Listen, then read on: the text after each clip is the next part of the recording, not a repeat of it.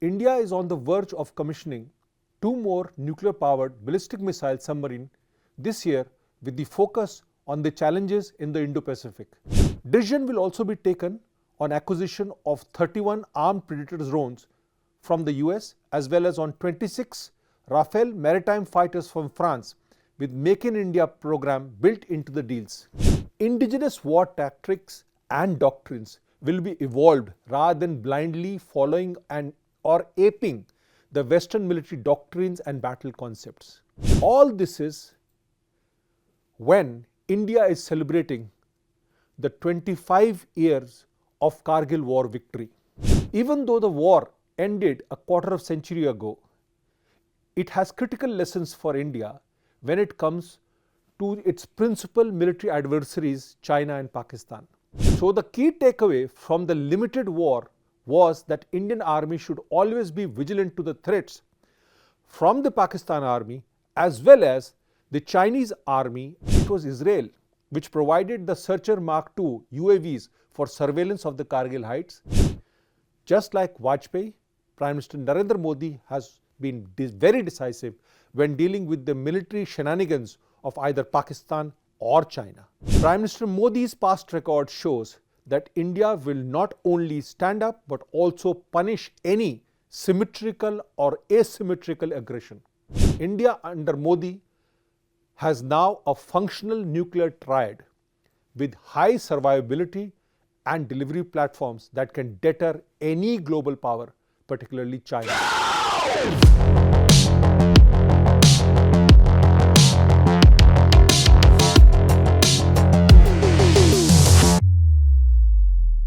Namaskar. India is on the verge of commissioning 2 more nuclear-powered ballistic missile submarines this year with the focus on the challenges in the Indo-Pacific. The 4th one also will be launched this year.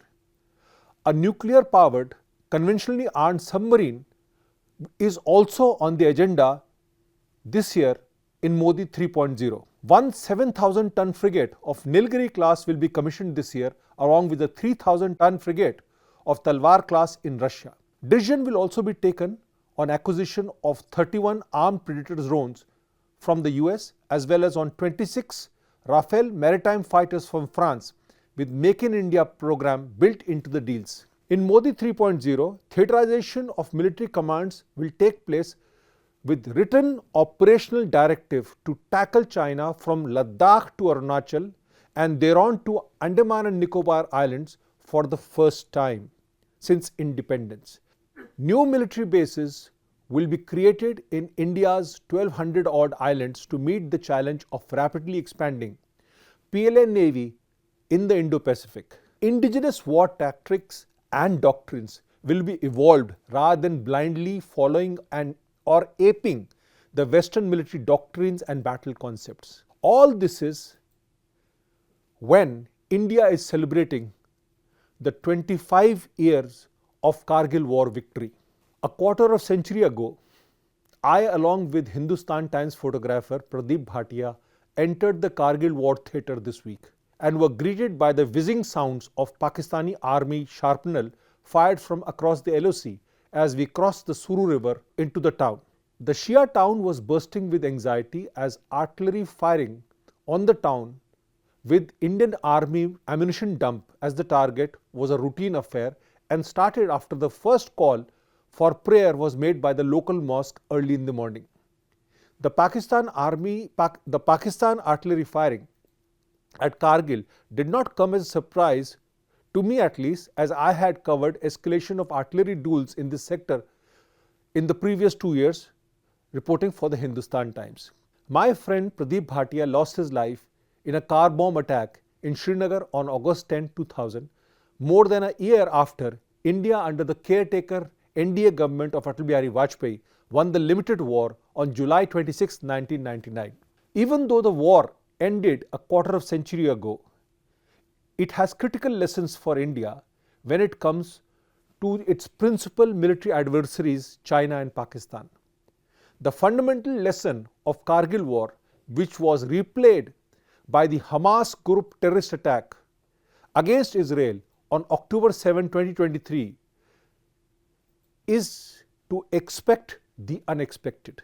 The Indian Army was always prepared for a cross-LOC infiltration by the Pakistani jihadists, but was surprised when the Pakistani Army, under the guise of terrorists, held Indian territory across a 200-kilometer frontage from Kaubali Gully in Mashko Valley to Chorbatla in Batalik sector.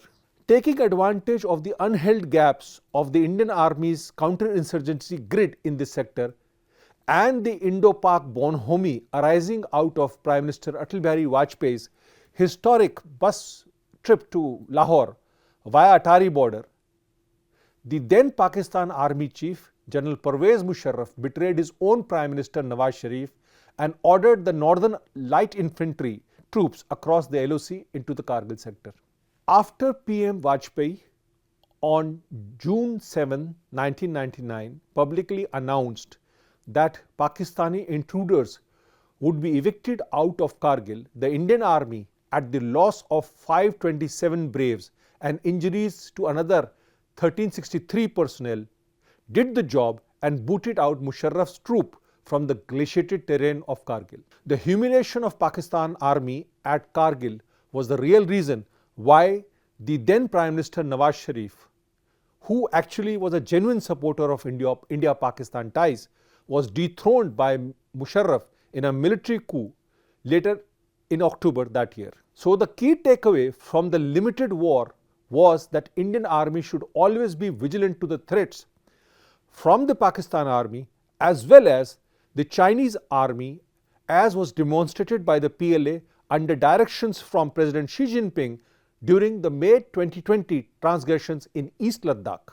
Second key lesson was the advent of modern technology like drones and standoff precision-guided delivery platforms in the theatre, and the end of the World War II airland battle tactics. One must not forget that it was Israel which provided the Searcher Mark II UAVs for surveillance of the Kargil heights and the listening pods for the laser-guided bombs used by Indian Air Force to destroy Pakistan Army at Munthodalo and the Tiger Hill.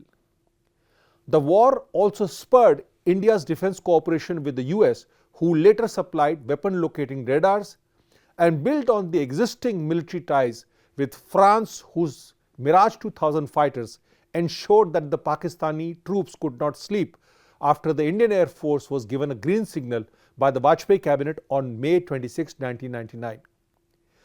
Today, it is the French Rafale fighter, the US heavy lift transport aircraft, and the Israeli drones that lead India's deterrence against its enemies. Third key lesson was that the Indian armed forces were ready to deliver at any point of time if there was a strong political will.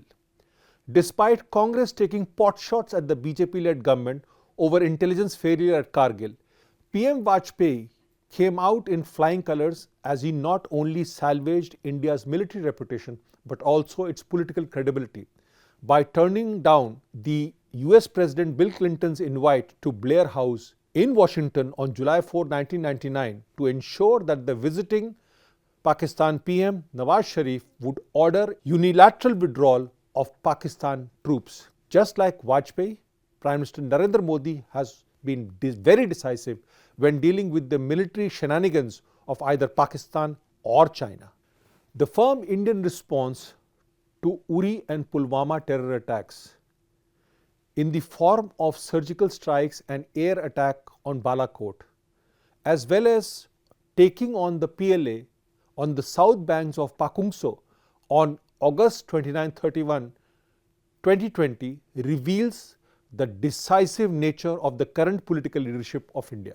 Prime Minister Modi's past record shows that India will not only stand up but also punish any symmetrical or asymmetrical aggression.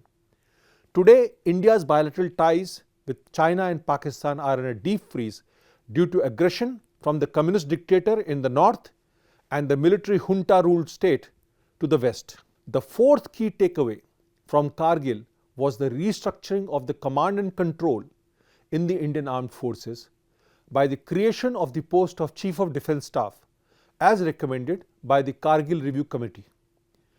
while the key advisors of Manmohan Singh government were against vesting all military powers in the CDS, it was the Modi government that cleared the post of CDS and paved the way for ongoing theaterization of military commands to ensure synergy and jointness between the Army, Navy and the Air Force. The bifurcation of the post of the Principal Secretary to the Prime Minister and the National Security Advisor was also a recommendation of the committee and has worked out well with the current government. The final takeaway from the 3-month-long conflict at Kargil Heights is the need for India to be Atmanirbhar or self-reliant in military platforms and ammunition. The Kargil War and the subsequent Operation Parakram in 2002 revealed gaps in India's military efforts as platforms and ammunitions were purchased at the last minute at much higher rates. It was Manohar Parrikar as the Defence Minister who ensured that India kept enough inventory and supplies to handle a 10-day war. Today, the Indian Army has declared a self-reliance in ammunition for the first time after several decades, and key platforms either manufactured or planned to be manufactured within India. With Prime Minister Narendra Modi expected to return to power on June 4 for the third time, the Atmanirbhar Bharat campaign will be put on the highest priority with defined deliveries and accountability. India under Modi has now a functional nuclear triad with high survivability and delivery platforms that can deter any global power, particularly China. India's relationship with Pakistan has been finally de-hyphenated, with the latter confined to play the role of a lackey of the communist dictator up north. Namaskar.